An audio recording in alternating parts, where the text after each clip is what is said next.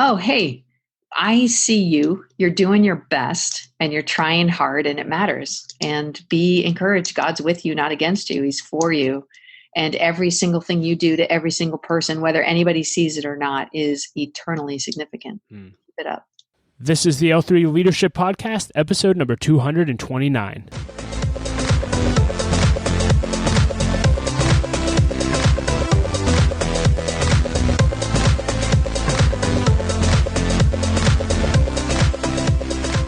What's up, everyone, and welcome to another episode of the L3 Leadership Podcast. My name is Doug Smith, and I am your host. In today's episode, you'll hear me interview Danielle Strickland. If you're unfamiliar with Danielle, you are in for a treat, and here's what you need to know about her. She has done everything from establishing justice departments for the Salvation Army, to launching global anti-trafficking initiatives, to creating new movements to mobilize people towards transformational living. She trains, advocates, and inspires people to live differently. She's also the author of 5 books, with her most recent being The Ultimate Exodus, Finding Freedom from What Enslaves You. She also wrote a book called The Zombie Gospel, The Walking Dead and What It Means to Be Human. I love that. She is the host of the DJStrickland Podcast and co-founder of Infinitum, Amplify Peace, Brave Global, and the Women Speakers Collective. And you'll get to hear about all of those initiatives in the interview. You're going to absolutely love this. I first heard Danielle speak at the Global Leadership Summit a few years ago and have been following her since, and she is an incredible leader and doing incredible things all over the planet.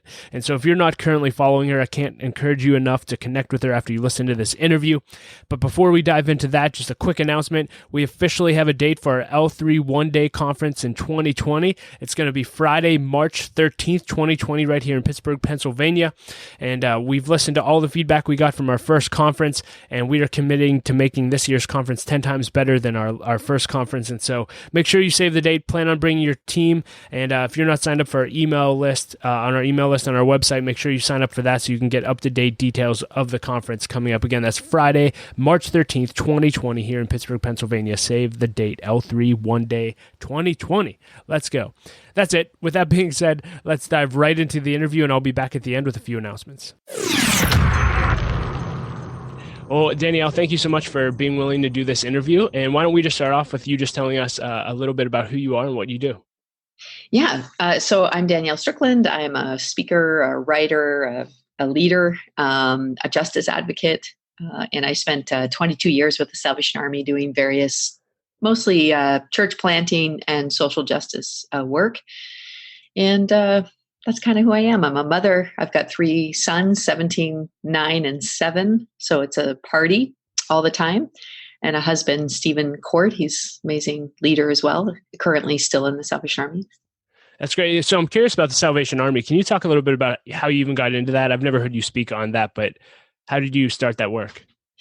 Yeah, in some ways I was born into that. My parents were both rescued kids from the Salvation Army. They went into really poor neighborhoods, knocking on doors, looking for kids that might need a place to belong, a safe place. And they found them both separately. They both found a place to belong, a family as well as God, and broke cycles of addiction and violence and all that kind of stuff. And then got married really young, kind of to escape their lives in some regards. 17 and 18, they were when they got married. And then they paid it forward. They joined the Salvation Army as officers. And just so I was raised kind of with this ethos that we're on the side of the underdog. Wow. That's where we come from. That's who we are. So very tribal for me. Mm-hmm. Yeah. On the Salvation Army, I'm just curious, can you give people a more in-depth view of the Salvation Army? I think a lot of people may just think of, people sitting outside ringing the bell, but may not actually know the great work that you do. Can you just give people an overview for context? I think it's important. Yeah, the Salvation Army is described one time as a church with an acute social conscience. Which I like, but it was started in England about 150 years ago, kind of in this fiery revival, but also in this idea that God's redemption not meant the redeeming of it inside of a person, but also the external conditions in which those people lived. So really dedicating itself to redemption as a work of personal work as well as a social work. What does it mean to redeem communities? What does it look like for a town to be saved?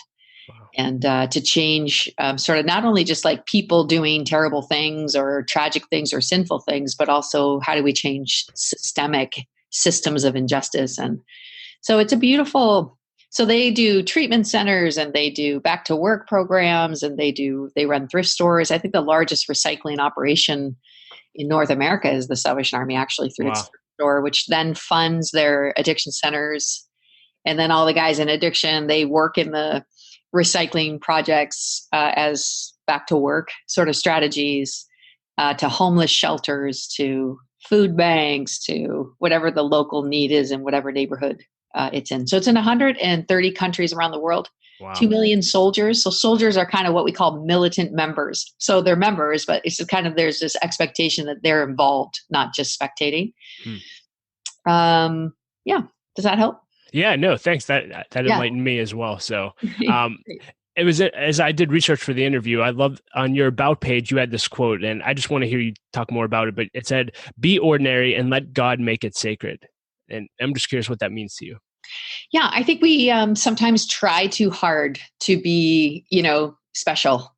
And I think we can just relax and be who we are. And there is something that God does when we find our own true selves and we're just like who we are, then God does his work. And then we don't have to get confused about who's who.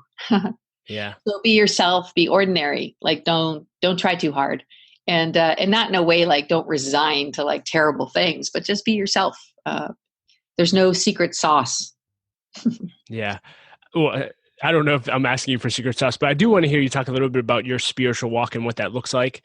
Maybe you have certain habits that you do daily to spend time with God, but what does your spiritual walk with God look like? Yeah. So actually I started a movement called Infinitum or Infinitum, depending on how you pronounce your Latin. So it's a Latin word and it means boundless.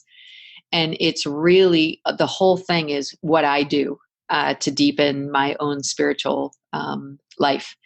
And it's got a rhythm to it. It's daily, it's weekly, it's monthly. So daily is a daily prayer. So I do morning and night. So morning prayer where I set my intention. And I use these 3 postures: surrender, mission, and generosity. And then that varies. So the daily prayer time varies. So if I have more time, I've been trying to practice a little bit more intentional silence in my prayer, which has been a real stretch for me because I'm not a natural silence sort of person. I can relate to that. Yeah. Yeah. But it's been really good sort of trying out another muscle, and it turns out I have the muscle. Who knew? And it hurts. And generosity and mission are so those are the 3 postures. And then at night, I usually finish my day with an examen, which is basically just reflecting over my day with the Lord. I usually do that lying down. I'm not a quick to sleep person. It takes me a while to turn off. So I tend to do that with the Lord, just reflecting over where I was surrendered or where I saw surrender, where I was generous, and then also where I missed it. And we have a little, I have a little, I'm sorry I missed it. Help me to pay better attention tomorrow kind of thing. And then once a week, I try to get together with what we call a hub. So a small group where we ask each other just real honest questions to keep us authentic and real in our pursuit of trying to follow God. And then once a month, we send out challenges that you can accept or not accept as part of Infinitum where, so this month, one of the challenges was to, intentionally be kind to a neighbor. And, everyone wants to be intentionally kind to neighbors and sometimes that naturally happens, but most of the time, if you don't challenge yourself, you don't do anything. So the challenges take on a variety of things and, it's been a great source of kind of like spicing it up, but also getting intentional about my own practice of spirituality. Yeah. And from what I understand, when I looked at the website, anyone can sign up for that, right? So you can just go to the website. Yeah. And the whole idea, there's about, I think 40,000 people are kind of practicing Infinitum in a few different countries. The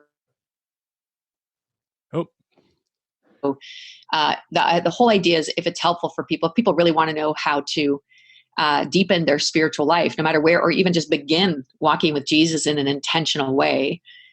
This is supposed to help. That's it. If it doesn't help, please don't use it. But if it helps, by all means, use it and tell some other people about it. This is more on the curiosity end, but the group that you meet with on a consistent basis, how did you choose who's in that group? Yeah, that is by far the number one barrier to infinitum and practicing infinitum is connecting with other people, which I think tells its own story, doesn't it, in terms of how we've individualized our life and our culture. So it's been interesting for me over the last 4 years, which is the journey of infinitum. I've lived in 3 different countries. Wow. Yeah. So just so happened. So each time it's been really interesting to me because I've tried to start with somebody local because I think there's something really powerful about connecting in person. I might be old fashioned this way, but I think there's something powerful about a personal connection. So what I do is I try to pray and I try to pay attention to who's around me and who I might think would be a good person to connect with. And I start praying for that person. And then I ask them if they want to try it. Would they like to try getting together once a week for a month and see where this goes? And it usually starts like in the shallow end. I'm not like jumping into, it's not counseling. And it really, what I love about the way infinitum works is it really doesn't matter what level, if we use that term level, you're at spiritually, we're all pursuing surrender, generosity, and mission in different areas in our lives at different things. So you can kind of, it doesn't have to be someone who has the same exact experience as me. It can be someone really different from me, and the journey then becomes much deeper and beautiful. So I take a risk. I ask somebody and the person says, nah, okay, let's give it a try. And then we see if it works and we're off and running. When I wasn't there yet, there have been some occasions where I've just FaceTimed with friends that I've journeyed with over so many years. So that's not so hard. Yeah. And so that's also worked. And there have been some seasons where I've done both. I've met locally with someone new, but I've also FaceTimed with somebody old and trusted and who's been journeying with me for some time.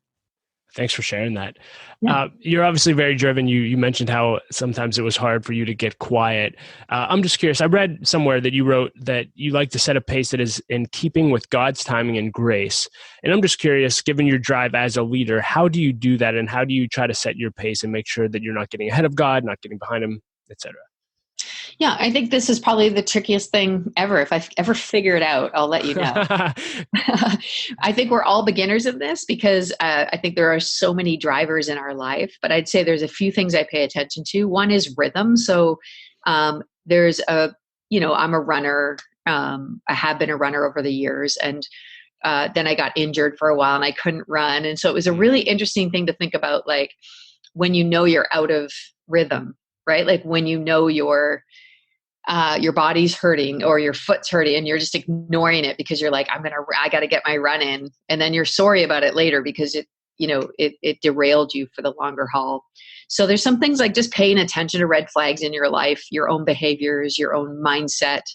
And then not only noticing it, but then adjusting accordingly. So if you're stressed and you're anxious and you can't catch your breath and you're yelling at your kids, for being kids, then those are all red flags, right? Like what's going on? If you can't dream, if your answer is no before you've even thought about it, if you're highly critical of other people instead of celebrating people, those are all sort of like, hey, what's going on for me right now? And then adjust accordingly. So I think one of the challenges for me is that I think everyone, and I'm like this, I think there's like this perfect rhythm. And if I can find the perfect rhythm, all will be well. But the problem is the world is not static.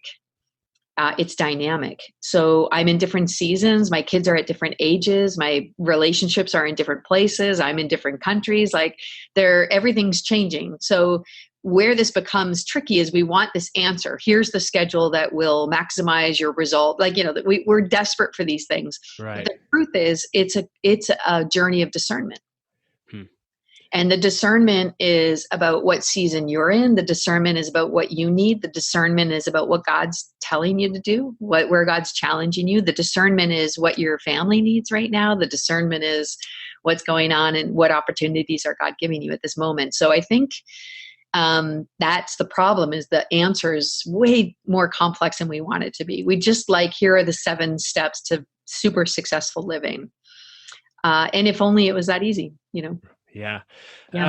So along those lines, talking about discernment, you have a lot of initiatives going on. You're an author, you're a speaker.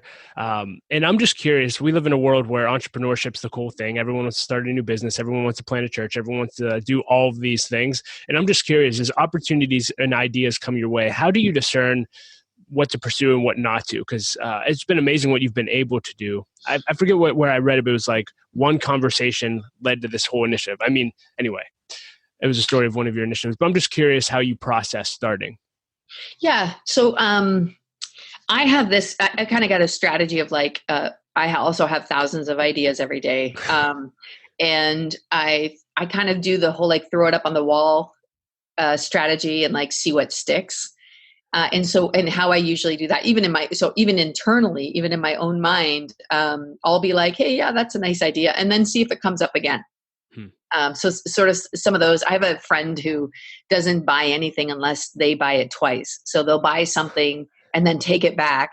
If they go back to the store to buy it again, then they really want that. I think that It's not a bad strategy for ideas either, right? I love that. Yeah, the first time you're like, it could be a compulsive buy or just like an emotional buy or whatever. But the second time you're like, no, actually, I really wanted that. So I think that's not a bad rule of thumb for ideas. There are fantastic ideas in 1,000 a day, but they're not all the right ones and they're not all for the right reasons. So first, even in my own internal, I stick with it. What's the one that keeps coming back to me? What's the one that I keep thinking about again? And then I usually air it. So I'll tell somebody else, what do you think about this? What do you think about this? What do you think about this? And then I pay attention to what idea I keep talking about with other people too. And usually those are the same. There's something that's, I can't shake. It just keeps coming back to me. And then I think there's also a spiritual process for me where God's like, this is like a conviction. This isn't just a good idea. This is like whoa, I got to do something. Like I'm disturbed. And the disruption is actually how I've come to discern sometimes the spirit. And then those things are happening. And then there's this opportunity, and the opportunity comes. There's an open door. There's a conversation. Somebody says, you know what I would really love? I'd love for this to happen. And you'd be like, no way. That's exactly what. So I feel like there are these, this unction that won't go away. And it's kind of met with this opportunity. And those two things then become initiatives. Yeah. And so I'm curious, once an initiative is started, because again, you seem like you have your hands in a lot of things. I'm just curious from a leadership perspective, how do you make them sustainable? It's great to start something, but you also have to finish something or make sure it's ongoing. Do you have any tips for leaders that have multiple initiatives going on how to keep all those things running and running well? Yeah. Team. So ask for help. And I never start something that I do alone ever. So all of the initiatives that I champion these days, which are all fairly new because I transitioned out of the Salvation Army just 2 years ago. So they're all 2 years old. So I probably don't have much to say about sustainability at this point. I'll keep you posted. But they all have directors that aren't me. So I'm not directing. I am I'm visioning, I'm leading, I'm spreading the word, I'm participating, but I'm not, it's not rising and falling on me. And just so in that position, how often do you check in on those co-founders? Do you have weekly meetings? I'm just curious what the structure of that looks like. Yeah, I'd say probably monthly. They're not, each one is different. But I probably touch base in terms of like a phone call or a conversation or a catch up once a month with all those initiatives and find out what's going on. So it depends on what season each one's in as well. So sometimes things are going and you don't have to worry too much about it, or depending on who the lead is. So one lead of one of the initiatives that I run is so capable that actually she's usually calling me to say, you should have called me, so she's on top of it, which is wonderful. And actually everybody's on top of it, but everything's at different seasons in its life. So. Yeah. And we've talked a lot about your initiatives without talking about them. I know you talked about Infinitum, if I said that right. Yeah. But can you talk about some of the other initiatives? You're doing a ton of work with vulnerable women and girls, and I just love this. And I would love for people to hear about what you're doing. Yeah, so Brave Global is a thing close to my heart, and it is trying to mobilize churches and communities to reach vulnerable girls before they're trafficked, before they're exploited. So it really is, there's kind of like 3 steps to Brave Global. One is to identify where the vulnerable girls are in your community. And then 2, to create this catalytic event that's about empowerment for girls. And it's really changing the script. So instead of girls being the problem to be solved, they're the solution to the problem. That's awesome. Yeah, it's been such a beautiful blessing to be involved with. And then 3 is sort of this idea that now they're welcome at a community of people that will partner and walk with them. And so we're still sort of sorting out, that looks local. So we're still trying to sort out the follow-up strategy of Brave, but I'll just be like, even next week, I'm going to Chicago for the first Brave in the city of Chicago. And so, yeah, if you're listening and you're a church that really has wanted to stop human trafficking and all you've been able to do so far is pray and give money to someone doing it, somewhere else, think about getting involved and stopping it in your local community. Yeah, thank you for sharing that. I'll include links to all of that in the show notes. Fantastic. You gave a talk at the Citygate conference talking about doing ministry. And I loved your whole point. You said, as leaders, you don't need a lecture on what to do, because that's what everyone wants, but on how to do it. And you asked the question, are you doing the right things, but in the wrong way? And you talked about the difference between doing things out of duty and obligation versus doing them out of love. Can you just talk a little bit more about that? Because that really hit home for me, and I think leaders could benefit from it. Yeah, I think I was using the character of Judas, as this guy that had the same exact proximity to Jesus and the same opportunities, the same callings, the same desires, the same capacity. And then something happens to him, right? Like something, and he's still at the table, he's still doing the right things, but he's doing them the wrong way. There's something internally that's not right. And I think that unless we pay attention to that motive, under the behavior, like what's in your heart. And again, that's, partly why I talk a lot about Infinitum, is this like, how do you get to a conversation with someone where you can say, actually, I'm ticked off with God right now. Like, I'm disappointed. Like, I thought there'd be better results. Like, I'm sad about this life. I thought it would be different. I thought it'd be more glorious, or I'm struggling with my own sense of self-worth, or like whatever those things are. And to really get to those. And I feel like for me, the lesson in Judas, because, of course, Judas and Peter basically both deny Christ. I mean, and the difference is that Peter gets to have a conversation with Jesus afterwards. And again, what Jesus asks Peter, very fascinating, is not like, how did you let that happen, buddy? Like, he just asks him, do you love me? That's the number one question on Jesus's mind. Like, do you love me? It's always about a relationship. So, and I think it's really fascinating to me. Like, we're all like, if I could only get these things done, if I could get these things done. And the only question Jesus is asking is, do you love me? So again, motive, it's heart, it's relationship, it's authenticity, it's connection. So if those things are missing, it's not just like a thing, it's the central thing in what Jesus came to tell us he cared most about. So I think once Peter then goes, like reset, it's about love, like it's relationship, it's connection. And then he's like, then go, but like get this thing first, right? Do you love me?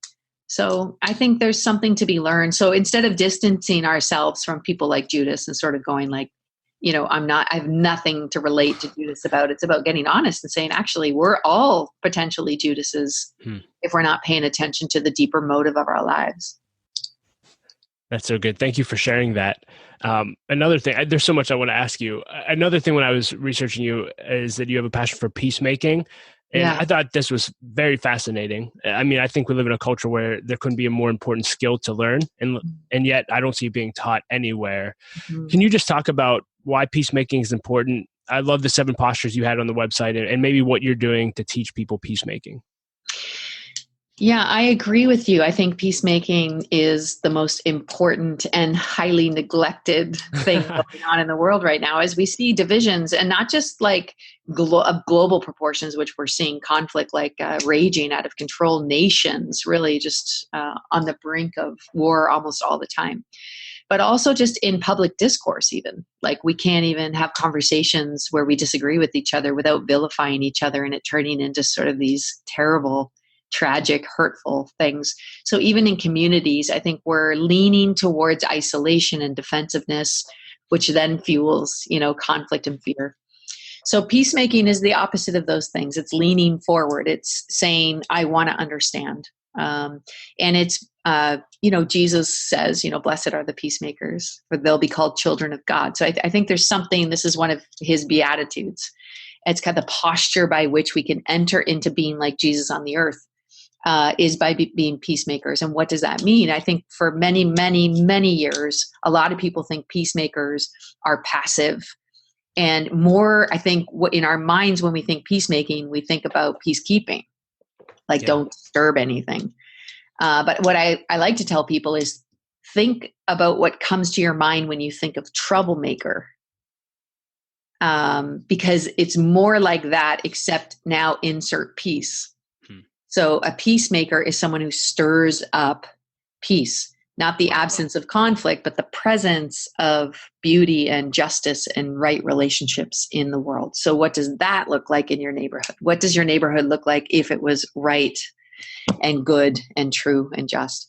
And then be about making that happen. So the simplest way that I help people think about peacemaking is listen, learn, and live. And for listen, I talk about listening to voices you don't hear. Because that's really what a peacemaker does, is listens to the non-dominant voice. So we don't even listen well to dominant voices. I think we have listening problems. But we don't pay attention to the excluded voices, the marginalized voices. So who are those voices? And not just like serving the marginalized, but listening to them, finding them, and then asking questions. So I talk about living a curious life. Like even in this is back to Brave Global, but even in your community, like where are the vulnerable girls being trafficked in my community? What a great question to ask. And why haven't we asked it sooner? But that's sort of a peacemaking posture, is to listen to voices in the community that we haven't been hearing from.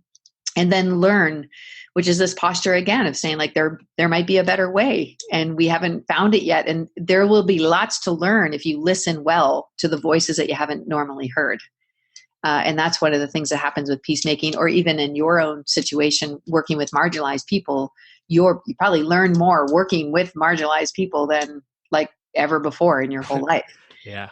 Ways you never thought of, systems you didn't know existed, like perseverance and character building things, and like what addiction can do to on and on this goes. So it's a cultivating a spirit of learning, and then it's living differently. So then it's implementation. How does now listening and learning from what you've heard change the way you live? And if you can do that on multiple layers, so I think peacemaking is like an onion, undoing oppression. So just keep leaning into that. Do it again. Do it again. Listen, learn, live. So the stories come back like there's a woman who went all the way to Israel, Palestine with us to kind of hear a story we don't normally hear from that region of the world. Came back sort of amazed that she had never heard from one of the perspectives of that conflict. Wow. And then she realized on the way back that there was a Muslim family that had moved on into her street that she had avoided for like a year. And so she just made her way, baked some cookies, went over, she said, what's the best strategy? And I'm like, always bake goods. That's always the best strategy. And she just went over and said, I'm so sorry it took me so long to get here, but I wanted to welcome you to the neighborhood. And would you like to come for dinner sometime? Like could it be that simple to like bridge divides, to fight back fear? Yes, it can be that simple. And I think that's something we forget, how simple it is. Cookies. That's it. Cookies. Listen, learn their story, learn about their culture, learn about who they are, and then live differently. Invite some other people to meet them. Like, don't vilify them. Don't make them the enemy. Don't silence that conversation. Learn to be a peacemaker. Yeah. Well, thank you for sharing that. And I want to transition and talk a little bit about public speaking. This is something that you do all the time. As I mentioned, you spoke at the Global Leadership Summit. You're literally everywhere. But you've also created an initiative, the Women Speaking Collective, which teaches and coaches women on speaking. And I'm just curious, what have you learned about public speaking, and what advice do you have for the person who aspires to be a sought-after speaker? Yeah, I think the best advice I could give to anyone public speaking is the same advice I'd give to anybody anywhere, which is to keep your posture one of serving. How can you serve? So I think when it comes to public speaking, if you're a good speaker, how you serve is you use that gift to the best of your ability, and you don't make it about you. you try to make it about a way you can help others. So if you can keep that posture right, I think there's no end to how you could serve and help people. Yeah. And is there anything you do intentionally to get or encourage people to get speaking opportunities, or do you just say, let God bring them to you? Yeah, I think you could ask to serve. So if you think you have a gift, it would be good to, I think with any gift, you should nurture it. What I do tend to say to speakers is that, most transformation does not happen through speaking. Yeah. Fact. Transformation happens through relationship. So good. Right. So it is a little overrated. So I do say it is fun, and I guess it's public. So if you're looking for public and fun, speaking's like that. But if you're looking for real transformation, for the most part, transformation happens through relationships. So cultivate meaningful relationships. That's the best way to create transformation. But if you have a gift of communication, so I think that speaking is something that I'm gifted to do. I think God's invited me to do that. And I think it serves the church. I think it can serve the conferences that I'm at. So I'm going to use it. I'm not enamored with it. I don't actually think it's the best gift. Yeah. But it is the one that I have. So I'm going to try to steward it well. I would say to people, get in community, get in relationship, get authentic, practice, try, get some feedback. And I think if you're a gifted communicator and you do all those things, like I said earlier, with a good idea, those opportunities will come. And when those opportunities come, say yes. So I coach women speakers particularly because there's such a deficit of women speakers on main stages. And I kind of had this curious, why? And when I asked why, a lot of the conference organizers didn't know where the women were, couldn't find them, didn't know their names. And a lot of the women felt sheepish about putting their names forward. And were sort of scared in some respects and uncoached, maybe. And so I wanted to try to solve some of those, gaps. Yeah. I love that. And thanks for that perspective. I think it's needed in the church world, just on speaking. And I love what you're doing for women in that area. And I would ask the same question on writing. You've written 5 books, but what have you learned through writing and publishing? And what advice do you have for aspiring authors? Yeah, it's like I don't have an unpublished thought. Writing for me, was about serving what I felt like God had given me to steward in a way that was beyond me. So a book is something that you can write and then it can go wherever it can go. And I've tried a bunch of different formats for writing books. I've tried different publishers. I would say ultimately it's being faithful to what God told you to do. So it's best if community is your answer here. If you have a burning thing you need to say, you need to figure out how to say that right. The writing's one of those ways to say that. And I think having a community around you that can help you, give you legitimate feedback, that can read the first draft over and over again and sort of say, that's not it. So whether that's a publisher or whether that's a friend or whether that's a church community that you're part of. But again, keep in mind, if you're just writing a book because it's tricky and fancy and you want to be famous, I'm sure there's ways to do that, but I don't know how. But if you have a passion and a desire and God's spoken to you and you want to share it, get it out, just get her done. And the first 3 chapters of every book is fun to write. And then the last 7 is torture. So you have to you have to make sure that this is really what you want to do to be able to finish that kind of project. Thank you. It is 10:31, so I do want to respect time. Do you have time to quickly run through the lightning round, or? Yeah, sure. Let's do it. I love anything called lightning. Yeah, so these are just fun questions that I like to ask leaders in every interview. So what is one belief or behavior that's changed your life? God loves me. If you could put a quote on a billboard for everyone to read, what would it say? Do not be afraid. Love it. What is the best purchase you've made in the last year for $100 or less? I bought a mug that I absolutely love. It's changed my coffee drinking experience. What? Tell me more about this. It's just the perfect consistency. It's thin, but still a mug. So good. That's awesome. Top 2 or 3 books that you give away most often? Telling the Truth by Frederick Buechner.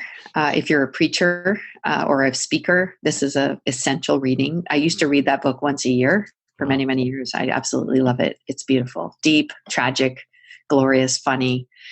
And then a book that's really keeps speaking to me over the years is a book I read a bunch of years ago called Willful Blindness by Margaret Heffernan, and about our capacity to believe the truth we want to believe to be true instead of the actual thing that's true. It's mind-boggling. Those are the two that came to mind.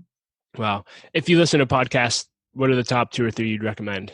I always listen weekly to Wait, Don't Tell Me, NPR. Okay. It's a game show on the news. It's hilarious. Interesting. I love it. And I listen to the Mockingcast quite a bit when I run, actually. Those are the 2. What do you wish people knew about your journey that they may not know? It's normal. Ups and downs. Everybody, like everybody else. Yep. What's the greatest challenge you have right now? Getting to it. What are you dreaming about, and what risks are you taking? I'm really dreaming about mobilizing the church in this season. And I think the risks I'm taking is really putting my whole life behind that. Do you have a favorite failure that led to a great lesson learned? Yeah, addiction. What you are very quick. This is awesome. What are your favorite questions to ask leaders? Do you have 1 or 2 go-tos that no matter who you meet with, you ask? Yeah. Why did you begin? What is the most worthwhile, I would say aside from your family, because everyone says this, but what is the most worthwhile investment of your time and money at this point in your life? Prayer. Do you have any unusual habits that enable you to be successful? Ignorance. I call it a Forrest Gump anointing. Nice. Yeah. So when I go, like oftentimes I'll go to places I really don't know who's who and who I should know, and like who's important and who's not important. I think that there's a real beauty in that. It's frustrating on many occasions, but it's also beautiful. And then I would also say just this intentional spiritual practice of infinitum has really mattered. If you have a bucket list, what are 1 or 2 items on there? Okay, so I don't have a bucket list because I often do things and go, wow, that really would have been a good bucket list item. And so recently my friend, she loves bundt cakes. So have you heard of these bundt cakes? They're like this company called Bundt Cake. Anyway. I've heard, but I couldn't tell you what they are. They're so delicious. It's just sugar and fat, flour, everything you shouldn't eat in this concentrated little cake. And so I actually came up with this bundt cake list, which is when I do things that I think are worthy of a bundt cake. And so anyway, but one of the things on my original bucket list that I never got done was to hike the West Coast Trail. Okay.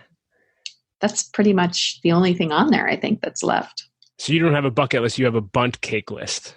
That's right. I love it. Worthy of eating a bundt cake. This could set a trend. I could see this replacing the whole bucket list trend. Yeah, because like, how do you know? Like, I feel like there's things that I'm like, okay, that was bucket list worth. Like, put that on my bucket list, but it's in hindsight. Yeah.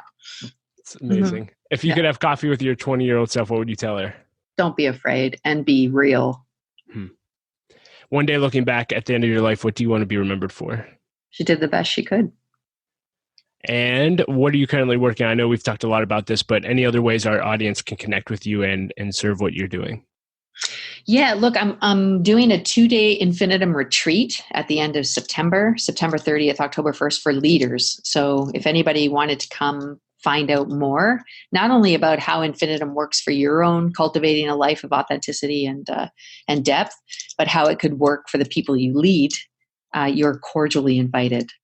So you can go to my website and find that out there. And then I'm publishing a new book in January called Better Together, which is how men and women can lead together, which I'm excited about as well. So those are a couple of them. Anything else you want to leave leaders with today? Oh, hey, I see you. You're doing your best and you're trying hard and it matters. And be encouraged. God's with you, not against you. He's for you. And every single thing you do to every single person, whether anybody sees it or not, is eternally significant. Keep it up. Well, Danielle, thank you so much. This was incredible. And hopefully we can do it again sometime in the future. Awesome. Thanks for having me. Bless you. Yeah. Well, hey, everyone, thank you so much for listening to my interview with Danielle. I hope that you enjoyed it as much as I did. You can find ways to connect with her and links to everything that we discussed in the show notes at l3leadership.org/episode 229. And as always, if you want to stay up to date with everything we're doing here at L3 Leadership, you can simply sign up for our email list on the website, and you will get a free copy of my ebook, Making the Most of Mentoring, which is my step-by-step process for getting meetings with leaders and cultivating those relationships. I think it'll add a ton of value to you. I want to thank our two sponsors. First, Alex Toulandon, who is a full-time realtor with Keller Williams Realty. And if you're looking to buy or sell a house in the Pittsburgh market, Alex is your guy. He's a member and a supporter of L3 Leadership, and he would love to have an opportunity to connect with you. You can learn more about Alex at pittsburghpropertyshowcase.com. I also want to thank our other sponsor, Henny Jewelers. They're a jeweler owned by my friend and mentor, John Henny. My wife, Laura, and I got our engagement and wedding rings through Henny Jewelers, and we just think they're incredible. Not only do they have great jewelry, but they also invest in people. In fact, they give every engaged couple a book to help them prepare for marriage, and we love that. So if you're in need of a good jeweler, check out hennyjewelers.com. And as always, thank you for being a listener to the podcast. It means the world to me. And if this podcast episode added value to you, I would encourage you to share it on social media, send it to a friend to have them listen to it. But just help us get the word out by sharing this. It helps us grow our audience organically. So thank you for that. And as always, I like to end with a quote, and I will quote Craig Groeschel. He said this. He said, if something doesn't challenge you, it won't change you. If something doesn't challenge you, it won't change you. I hope you're having some challenges in your life so you can grow and develop and change. Hey, thanks for listening and being a part of L3 Leadership. Laura and I appreciate you so much, and we will talk to you next episode.